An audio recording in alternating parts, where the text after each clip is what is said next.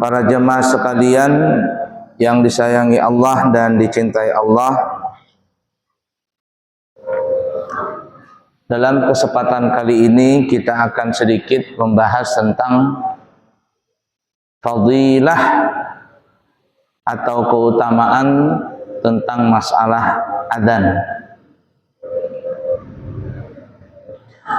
Kalau kita laki-laki ingin melaksanakan sholat fardu, maka dianjurkan bagi kita untuk mengumandangkan adzan, baik sholat sendiri ataupun berjamaah, apalagi berjamaah. Tapi kalau seandainya kita sholat sendiri atau berjamaah namun jamaahnya sedikit, adzannya itu tidak perlu berlagu-lagu atau berpanjang-panjang seperti halnya orang adzan di masjid. Ya, cukup kita saja yang mendengar, lalu setelah itu kita qomat.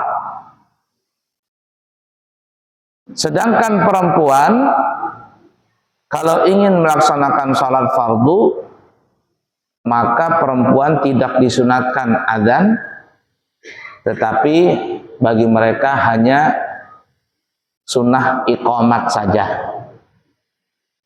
Ya, kita kembali. Jadi laki-laki kalau mau sholat fardu, adzan dan iqamat. Kalau perempuan, iqamat saja. Kalau seandainya ada orang melaksanakan sholat fardu sebanyak 2 kali,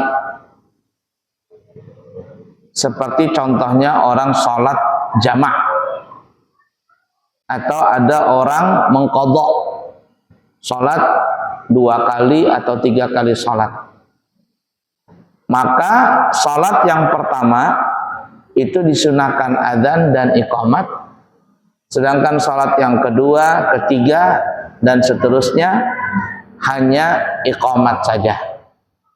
Jadi yang pertama adzan dan iqamat, sholat kedua, ketiga, dan seterusnya hanya iqamat saja. Contoh umpama ada orang melaksanakan sholat maghrib dan isya jamak takdim. Jamak takdim. Sebelum sholat maghrib disunahkan baginya adzan dan iqamat, adzan dan iqamat ya. Tapi setelah selesai sholat maghrib maka baginya hanya iqamat saja, tidak ada yang namanya adzan. Ya, jadi iqamat saja yang kedua.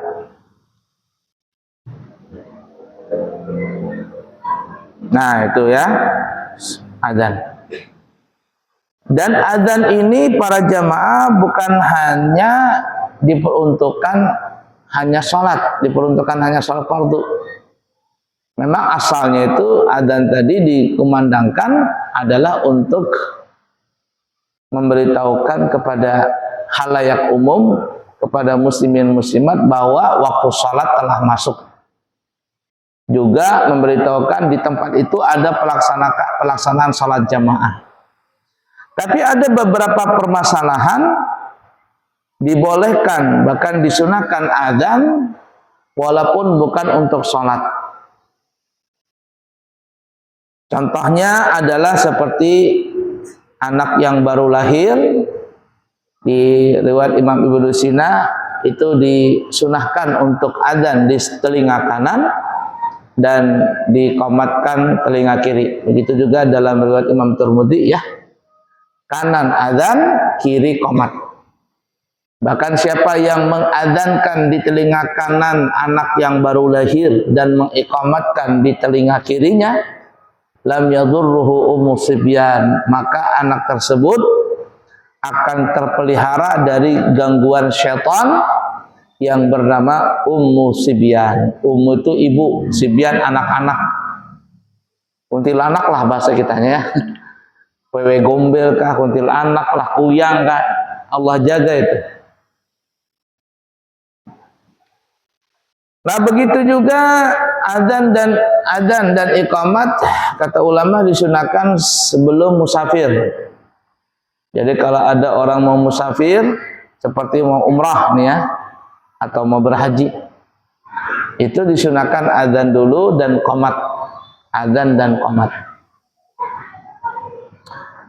Begitu juga disunahkan adzan apabila terjadi naudzubillah min dzalik, nasallahu salamul afiyah, bencana, umpama ada terjadi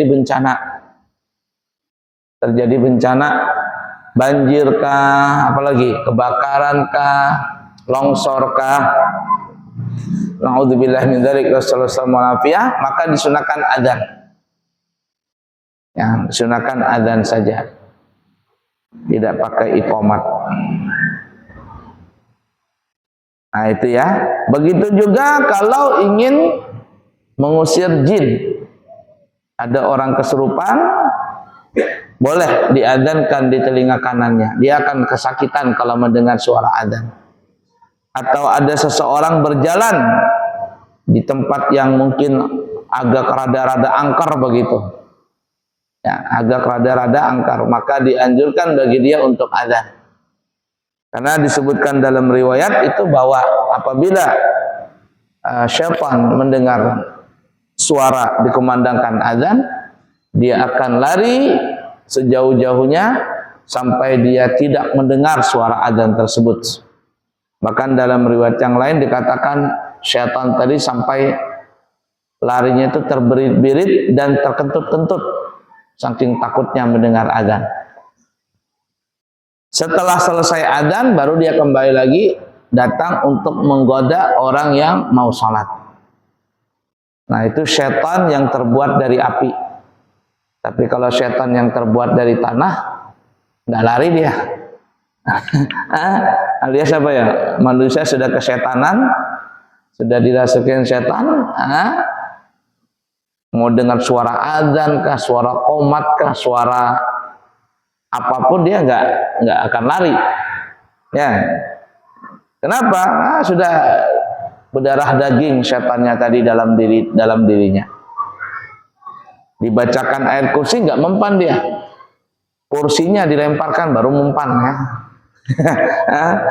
Nggak baca ayat kursi nggak mempan, kursi ambil lempar, baru dia sadar tuh.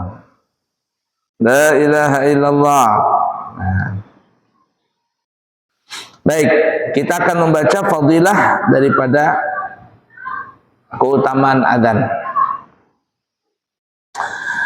Hadis riwayat Imam Ahmad bersumber daripada Abu Darda radhiyallahu taala anhu, beliau berkata, sami'tu Rasulullah sallallahu alaihi wasallam yaqul, aku, kata Abu Darda, telah mendengar Nabi Muhammad Rasulullah sallallahu alaihi wasallam bersabda.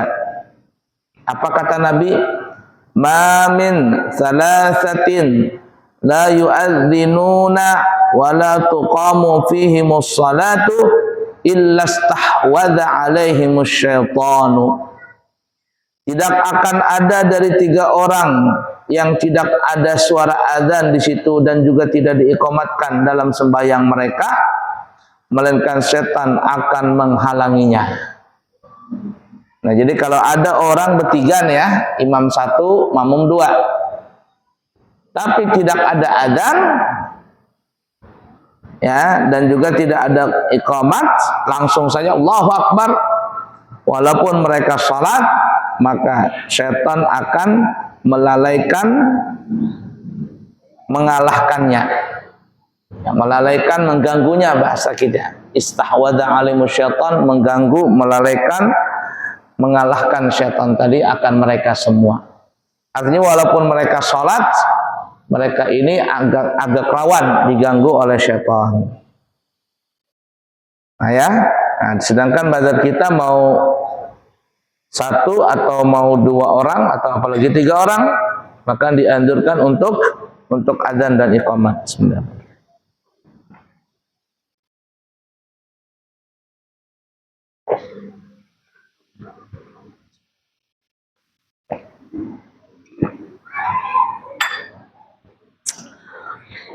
Alhamdulillah.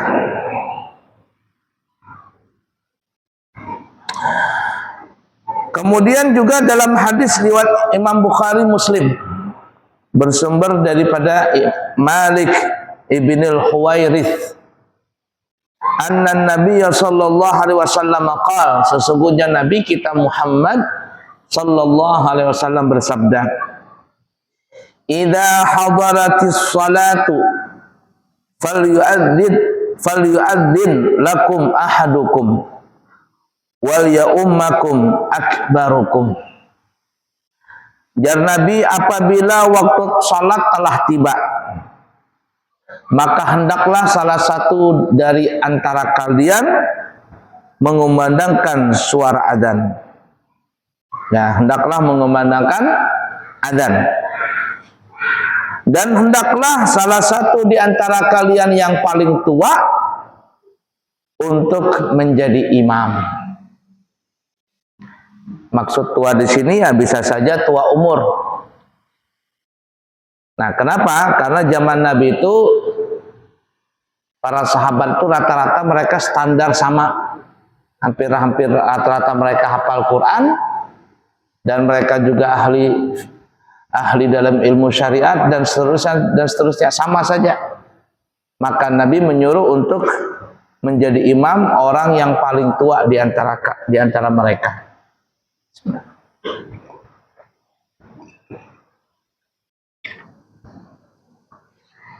Kalau sekarang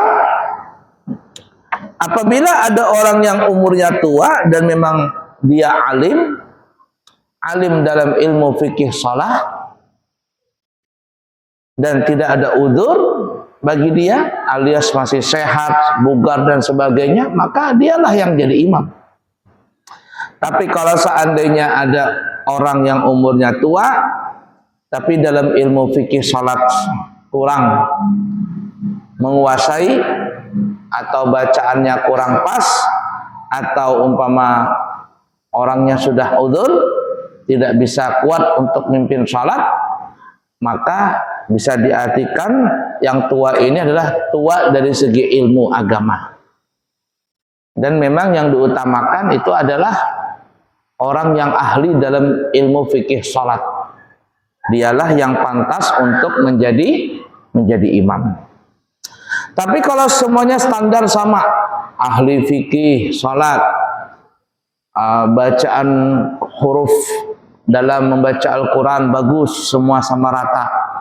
Kemudian ahli Quran, yakni hafal Qurannya sama rata. Maka yang pantas untuk menjadi imam adalah orang yang paling tua umur di antara mereka semua. Nah, itu ya pada saat melaksanakan sholat.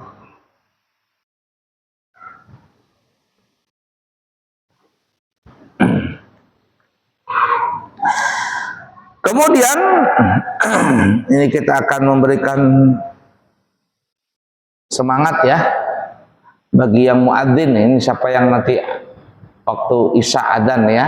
Nah ini nih, lihat hadis ini. Fadilah orang yang suka adzan. Hadis ini riwayat Imam Ahmad, Imam Muslim, dan juga diriwayatkan oleh Imam Ibnu Majah. Bersumber daripada Muawiyah radhiyallahu taala anhu, anna Nabiy sallallahu alaihi wasallam qala, sesungguhnya Nabi kita Muhammad sallallahu alaihi wasallam bersabda. Dengarkan ini. Innal muadzinina atwalun nasi a'naqan yaumal qiyamah.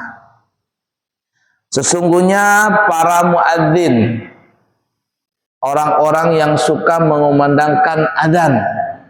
Ya, ini siapa yang suka adzan di Masjid Al-Amin ini?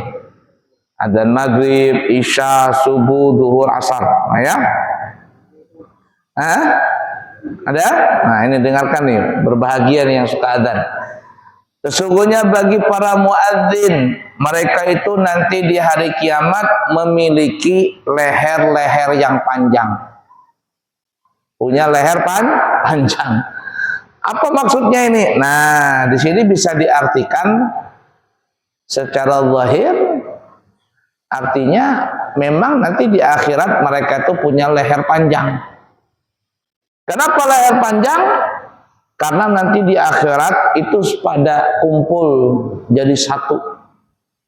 Dari Allah pertama kali menciptakan manusia, yakni Nabi Adam, sampai orang yang paling terakhir mati pada saat kiamat.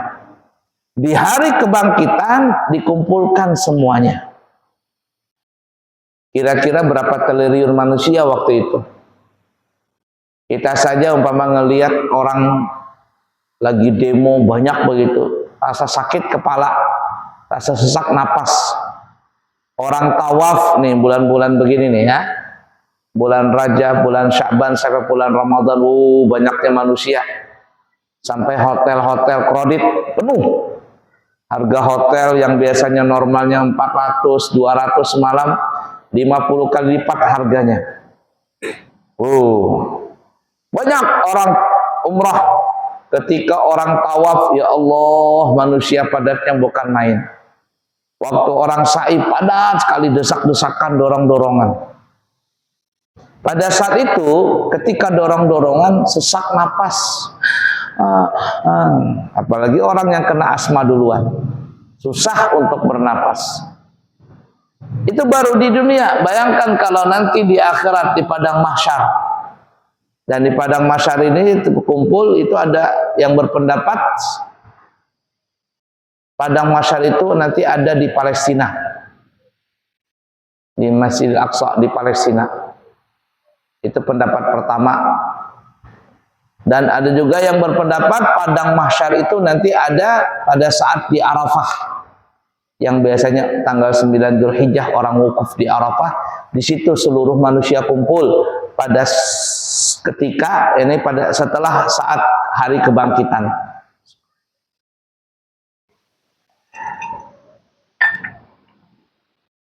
Nah, kumpul semua, berapa triliun manusia kira-kira? Dari Nabi Adam sampai orang yang paling terakhir meninggal dunia. Jadi satu kumpul.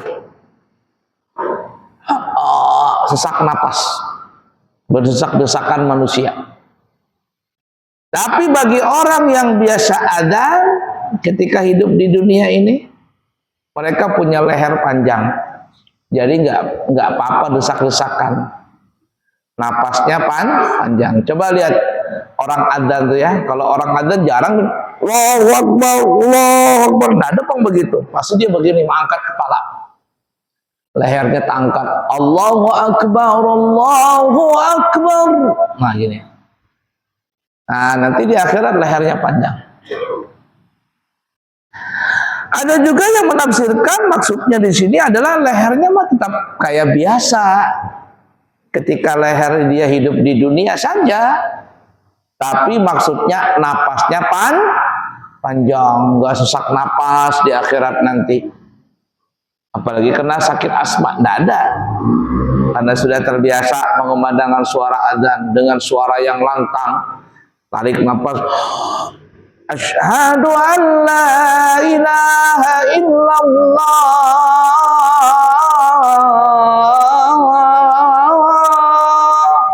Pos. Terbiasa begitu. Di akhirat nggak ada lagi sesak napas. Nah, beruntung tuh bagi yang suka adzan. Teruskan, jangan berhenti jadi tukang adzan. Ya, muadzin.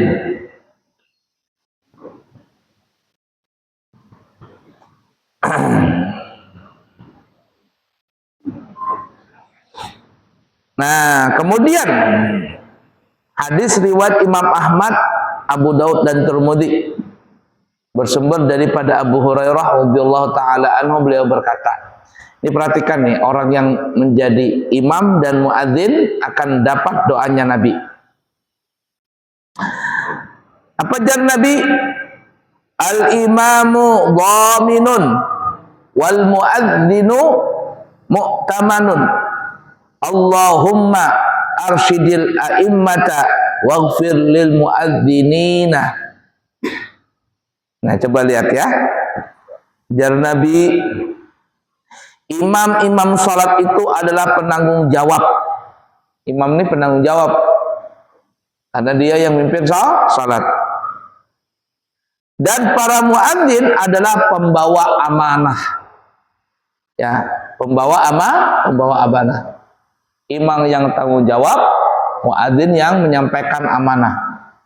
Seakan-akan begitu, di Masjid Al-Amin ini ada salat jamaah. Kesini semua. Hayya 'alas shalah.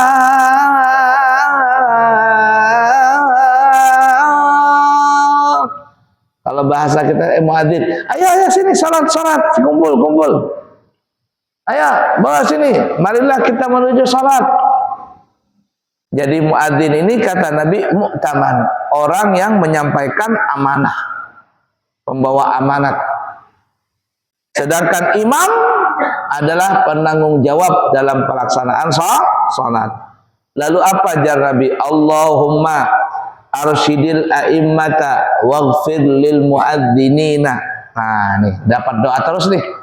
Jadi yang muadzin dapat doa dari Nabi, yang jadi imam dapat doa dari Nabi. Apa kata Nabi? Ya Allah, pimpinlah para imam itu. Jadikanlah dia pemimpin nih, pemimpin yang baik. Jadi orang yang suka jadi imam itu didoakan Nabi menjadi pemimpin yang baik. Dia menjadi amanah, pemimpin yang amanah. Ya Allah, pimpinlah para imam itu. Jadikanlah dia pemimpin-pemimpin. Beri petunjuk, beri hidayah, beri jalan bagi pemimpin-pemimpin ini, bagi imam-imam ini. Dan ampunilah para muadzin, ya Allah, ampunilah para yang tukang adzan. Jadi orang yang suka adzan itu salah satu adalah amalan untuk penghapus dosa. Siapa yang tidak berdosa di sini? Banyak dosa kita. Nah, jadi ketika mengumandangkan adzan, maka dosa-dosanya muadzin itu diampuni oleh Allah Ta'ala. La ilaha illallah Muhammadun Rasulullah sallallahu alaihi wasallam.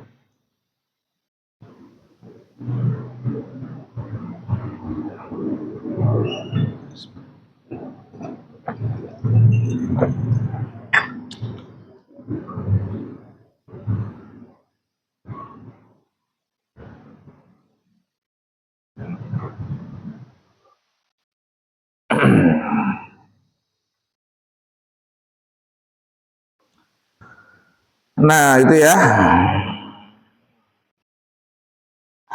Pendapat yang lain mengatakan yang dimaksud al-imamu dhamin, imam itu adalah bertanggung jawab. Ya, maksud penanggung jawab ini adalah imam itu akan menjamin diterimanya jamaah salat makmum yang ada di situ. Itu yang sering kita dengar ya, kalau orang berjamaah pasti salatnya diterima. Kalau orang berjamaah tuh ya, pasti kalau mereka salat itu salatnya pasti diterima. Asalkan syarat dan rukunnya sempurna, itu pasti diterima. Walaupun umpama di dalam salat jamaah itu mungkin ada hatinya kurang ikhlas, ya. Ada mungkin waktu salat itu mungkin hatinya itu masih ada kurang khusyuk. Allah Subhanahu wa Ta'ala tidak memandang itunya, tapi Allah memandang jamaahnya. Nah, oleh karena itu kata ulama dari hadis Nabi ini, yang dimaksud al-imamu dhamin, imam itu adalah menjadi penanggung jawab, artinya penanggung jawab dari bacaan-bacaan imam dan makmum, alias pasti diterima oleh Allah Subhanahu wa Ta'ala. Kita tuh jadi makmum, maka salat kita yang sebagai jadi imam sudah pasti diterima oleh Allah Ta'ala. Asalkan syarat dan rukun salatnya, termasuk syarat dan rukun berjamaah sempurna, pasti diterima. Walaupun mungkin ada kurang khusyuk, walaupun mungkin kurang ikhlas, tapi Allah memandang bukan itunya, Allah memandang jamaahnya. Nah, itu yang dimaksud namanya dhamin, penanggung jawab.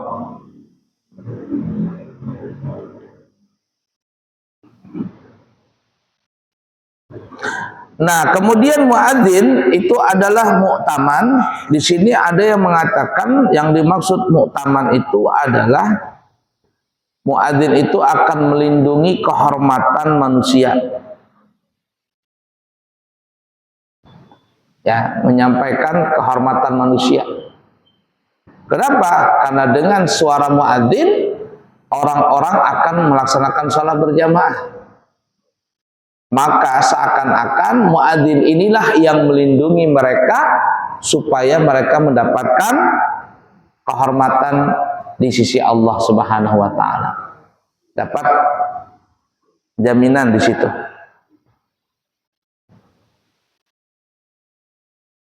La ilaha illallah Muhammadur Rasulullah sallallahu alaihi wasallam.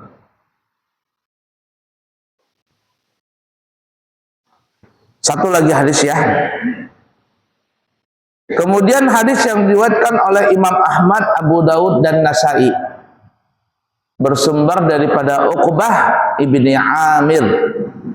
Berkata dia, sami'tu Rasulullah sallallahu alaihi wasallam yaqul. Aku telah mendengar Nabi Muhammad sallallahu alaihi wasallam bersabda, ya'jabu rabbuka azza wa jalla min ra'i ghanamin fi syadhiyatin bijabalin yu'adzinu lis-salati wa yusalli fayaqulu Allah azza wa jalla unzuru ila abdi hadha yu'adzinu wa yuqimu lis-salati yakhafu minni faqad ghafartu li abdi wa adkhaltuhu al-jannata. Artinya Allah Subhanahu wa taala Tuhan kalian sungguh sangat senang terhadap seorang pengembala kambing yang berada di bukit gunung, di lembah-lembah. Ketika sampai waktu salat, maka dia pun mengumandangkan suara adzan, yang adzan itu untuk pelaksanaan salat. Selesai adzan, lalu dia salat. Maka Allah Azza wa Jalla berkata kepada malaikat-malaikatnya, hai malaikat-malaikatku, lihatlah hambaku ini. Dia yang adzan, dia yang iqamat, lalu dia sembahyang. Yang dia lakukan seperti itu karena takut kepadaku. Ketahuilah para malaikat, aku umumkan kepada kalian, oleh karena itu aku akan ampuni segala dosa-dosa hambaku ini dan kumasukkan dia ke dalam surga. Apa maksud di sini? Maksud di sini adalah orang yang sibuk dengan pekerjaannya. Di sini diwakili oleh apa ya tadi ya? Pengembala. Karena orang mengembala zaman dulu tuh ya, mengembala itu di tengah sahara. Jadi kambing, onta ya dibawa ke padang rumput. Kalau nggak ada padang rumput, di padang sahara dibawa begitu, di lereng gunung. Sampai waktu adzan dia, qomat dia, lalu sholat. Ya.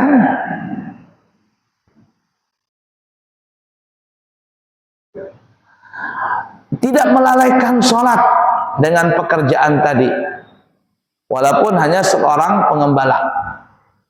Maka kata Nabi, maka kata Allah Ta'ala kepada malaikatnya, malaikatku saksikanlah, bahasa kitanya ini, akan kumasukkan dia, akan kuampuni dosanya, dan kumasukkan dia ke dalam surgaku. Nah ini nih, dalam hadis ini kita bisa mengambil beberapa hikmah. Satu,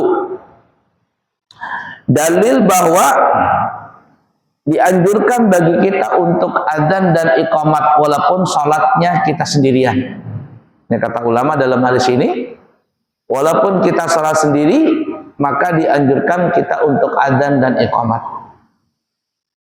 Yang kedua adalah jangan sampai gara-gara pekerjaan lalu kita tidak lagi mau sholat. Jangankan tidak mau, melalaikan saja jangan, apalagi tidak mau sholat. Dengan alasan inilah, alasan itulah, pekerjaanlah, gawianlah, sibuklah. Oh jangan. Makanya tadi di sini dikatakan dia melaksanakan itu adalah karena yakhafu minni, karena dia takut kepadaku. Tujuannya adalah karena dia kepadaku, kata Allah Ta'ala. Nah, jadi kalau sampai waktunya sholat, jangan tinggalkan sholat tadi. Dalam kesibukan apapun, kerjakan. Jangan sampai alasan kerja, alasan sibuk, alasan macam-macam aja. Jangan sampai meninggalkan sholat. Begitu pentingnya sholat tadi. Siapa yang melaksanakan sholat karena Allah Ta'ala, maka Allah berjanji kepada malaikatnya, Allah akan ampuni dosanya dan Allah akan masukkan dia ke dalam surga. Jadi jangan sampai meninggalkan sholat apapun pekerjaan kita. Bahkan mohon maaf, seorang maksiat pun, orang yang ahli maksiat, dia penjina lah atau apalah, pokoknya iyalah, kalau sampai waktu sholat. Karena bisa saja dengan sholat itu Allah Subhanahu wa Ta'ala akan memberikan hidayah kepada dia, lalu dia bertobat dan Allah jadikan dia dalam hidayahnya sehingga dia mati dalam keadaan husnul khatimah, insya Allah. Nah, jadi jangan sampai tinggalkan sholat ya, begitu pentingnya dalam masalah sholat ini. Baik, masih ada kurang lebih ada 5 menit. Siapa tahu ada yang bertanya. Kalau tidak ada kita tutup.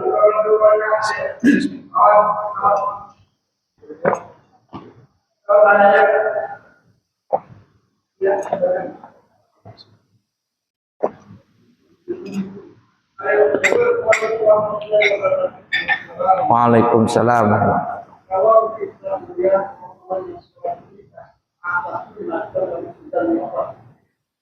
Bagi orang-orang yang tidak dapat sholat akan masuk dalam neraka.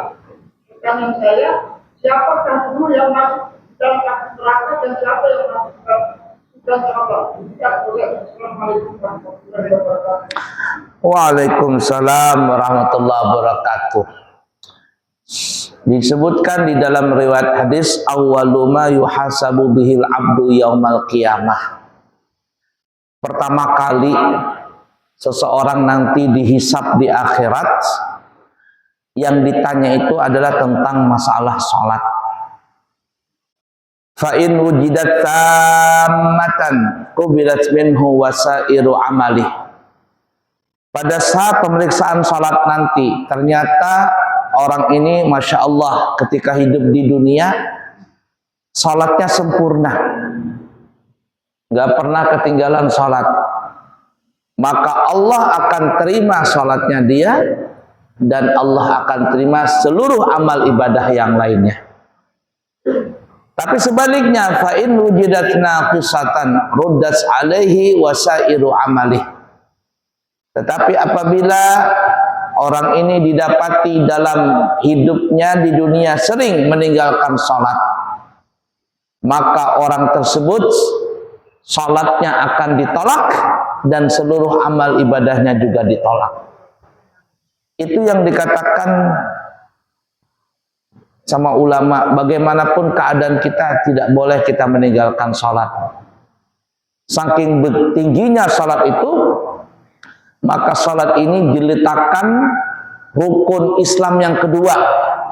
Setelah syahadat baru sholat.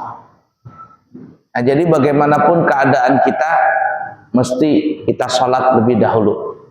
Dan tadi jaminan Nabi apa ya? Orang yang sholat berjamaah maka sholatnya pasti diterima. Nah, jadi begitu ya. Dalam peristiwa Isra dan Mi'raj ini sangat masyhur cerita ini. Kalau ada peringatan Isra dan Mi'raj, hampir rata-rata para penceramah menyampaikan berita itu. Apa itu? Nabi melihat sekelompok orang yang kepalanya itu dipukul. Setelah dipukul hancur, nyatu lagi, dipukul lagi, pecah lagi, nyatu lagi. Kaget juga Nabi melihat. Lalu Jibril bertanya, apakah engkau tahu ya Rasulullah, siapakah mereka itu? Nabi enggak tahu. Lalu jar Jibril, itulah gambaran umatmu yang mereka tidak mau melaksanakan salat. Kepalanya berat untuk sujud. Nah, oleh karena itu Bapak Ibu, apapun aktivitas kita